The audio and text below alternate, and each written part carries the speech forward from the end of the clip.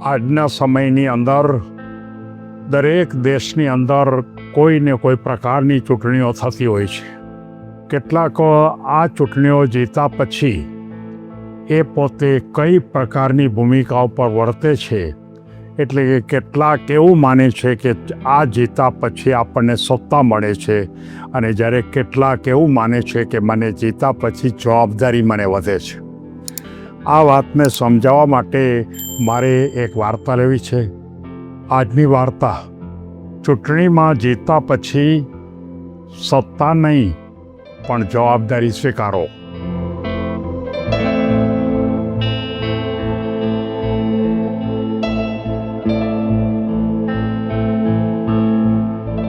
કોઈ એક પક્ષની અંદર મનન અને રાજન, બે મિત્રો, યુવા મિત્રો, ઘણા વખતથી પક્ષમાં કામ કરતા હતા. એટલે કે એમને કોઈ એક ચોક્કસ પ્રકારની ચૂંટણીમાં બંનેને ટિકિટ મળી.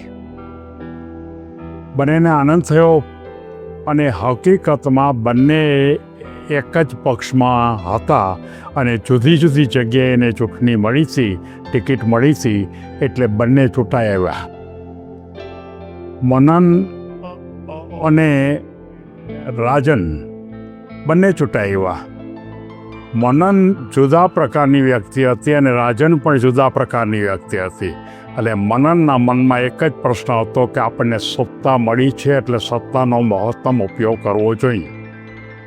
એટલે કે આપણે જે જવાબદારી તો લેવાની વાત એક કોર રહી, પણ આપણને અમુક જગ્યા ઉપર ગાડીઓ મળે, જવાનું ફંક્શનની અંદર, ત્યાં આપણને હાર પહેરાવે, અન્ય પ્રકારે સન્માન આપે, અને આ પ્રકારની માત્ર ને માત્ર સત્તાના ઉપયોગની ભૂમિકા ઉપર વિચારતા. જ્યારે રાજનના મનમાં એ વાત એવા હતી કે આપણે ખરેખર સમાજની સેવા કરવી પડે, રાષ્ટ્રની સેવા કરવી પડે. આપણને જ્યારે ખરેખર ચૂંટણી આપી છે ત્યારે આપણે સેવા કરવા માટેનો વિચાર કરવો જોઈએ. અને આ અનુસંધાને બંનેએ પોતપોતાના કાર્યની શરૂઆત કરી. મનન સત્તા ભોગવવામાં પડી ગયો. મજા કરવી, આનંદ કરવી, ગાડીઓમાં ફરવું, મોટા મોટા ફંક્શનોમાં જવું અને મહેમાન તરીકે પણ રહેવું. અને રાજન છે એ દરરોજ કોઈ ને કોઈ ગામડામાં જાય, ગામડામાં એના પ્રશ્નોને સાંભળે, કંઈ મુશ્કેલી છે, કંઈ તકલીફ છે, આવી વાતો જાણવાનો પ્રયત્ન કરે. અને એ સમાજની વચ્ચે જઈ અને કેટલાક ખેડૂતોના પ્રશ્નો, કેટલાક શિક્ષણના પ્રશ્નો, કેટલાક ગામના અમુક પ્રકારના પ્રશ્નો છે, એ પ્રશ્નોના ઉકેલ કરવા માટે સમય આપે.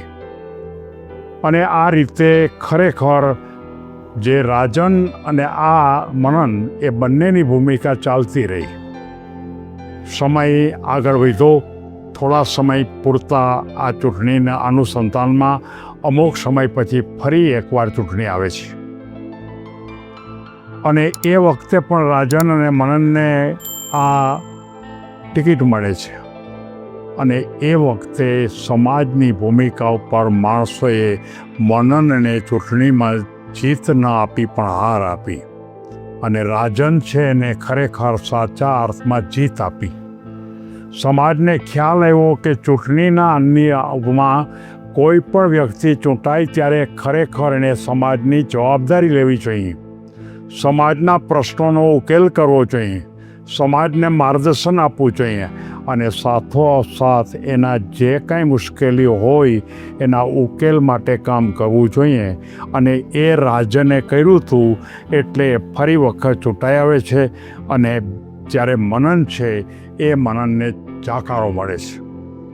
મિત્રો, આ વાર્તા બહુ નાની છે, પણ બધા જ જાણે છે, બધાને ખબર છે. પણ હકીકતમાં સાચી બતાવવા માટે આ વાર્તાની ભૂમિકા આપણને એમ કહે છે કે જો ખરેખર રાજકારણમાં રહેતા તમામ વ્યક્તિઓ માટેની એક સૌથી અગત્યની વાત એ છે કે તમે જ્યારે ખરેખર સમાજની સેવા કરવા માટે બહાર નીકળ્યા છો, તમે જ્યારે સમાજની જવાબદારી લેવા માટે બહાર નીકળ્યા છો, અને સમાજ જો તમને ચૂંટી અને તમારા પ્રતિનિધિ તરીકે આપતા હોય, તો તમારે સમાજની આ જવાબદારી નિભાવવી પડે. એમ રાજન બધા જ જે ઉમેદવારો છે એ ઉમેદવારોને વાત કરે છે.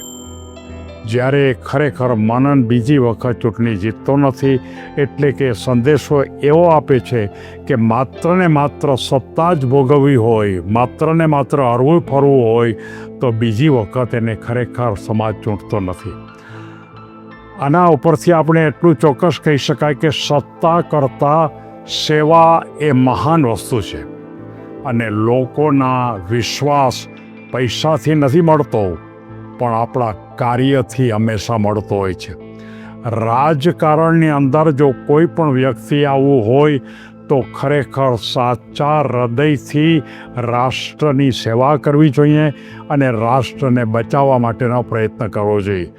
યુવાનો સકારાત્મક રાજકારણમાં જોડાઈ એ દેશ માટે ખરેખર ખૂબ ઉત્તમ ભૂમિકા છે અને વધારે દેશ મજબૂત થશે. નેતાએ લોકોને માલિક નહીં પણ નેતા છે એ લોકોનો સેવક છે. વિકાસ માત્ર રસ્તા પર નહીં પણ માનવીના જીવનમાં તમે સુધારો જો કરો તો જ એને સુધારાનું કોઈ વસ્તુ કહી શકાય અથવા તો વિકાસ કહી શકાય.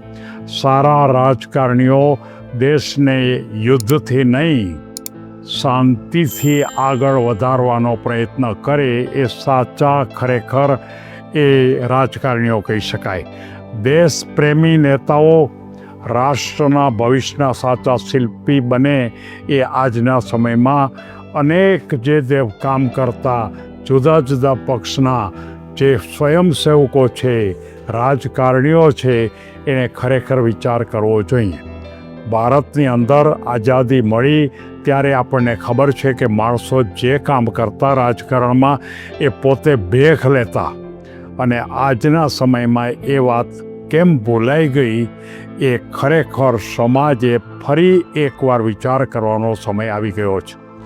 માત્ર ને માત્ર સમાજ જો જાગશે, રાષ્ટ્રની અંદર રહેતા માણસો જો જાગશે અને સાચા પ્રતિનિધિને જો ચૂંટવાનો પ્રયત્ન કરશે તો જ રાષ્ટ્ર આગળ આવશે.